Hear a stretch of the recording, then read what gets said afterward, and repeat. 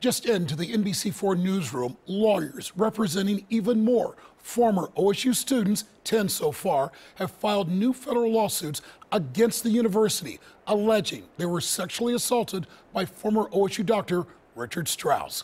Good evening. I'm Mike Jackson. I'm Colleen Marshall. That lawsuit also claims the university did nothing about it and nothing to keep it from happening again.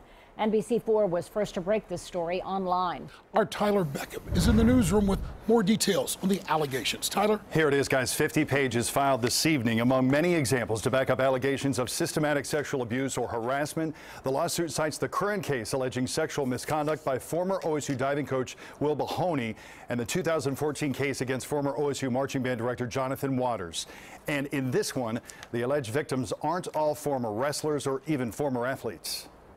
The federal lawsuit filed Thursday evening alleges similar complaints to a class action suit filed in mid-July on behalf of 4 former varsity wrestlers who say former OSU Dr. Richard Strauss sexually assaulted them and the university did nothing about it and did nothing to prevent it from happening again. What's different about this most recent case against OSU involving Strauss is that it's not a class action lawsuit, so there are 10 individual plaintiffs, some named, most referred to as John Does. And perhaps the biggest revelation, lawyers filing the case allege Strauss's sexual abuse went far beyond former wrestlers. Of 10 plaintiffs, 1 is a former student not involved in athletics. 1 was a member of OSU's track and field team. 1 was a member of OSU's basketball team. 5 were members of OSU's tennis team. 1 was a member of OSU's soccer team, and 1 was a member of OSU's wrestling team. According to the lawsuit, that former wrestler says Strauss sexually assaulted him during an exam in 1978. The other allegations date from 1980 through 2000.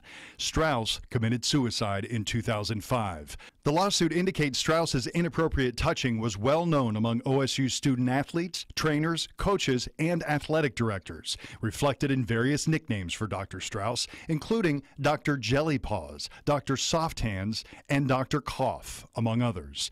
It also alleges OSU not only turned a blind eye to it, but facilitated the abuse, citing the example that at least one coach threatened athletes with having to see Dr. Strauss if they didn't listen to the coach.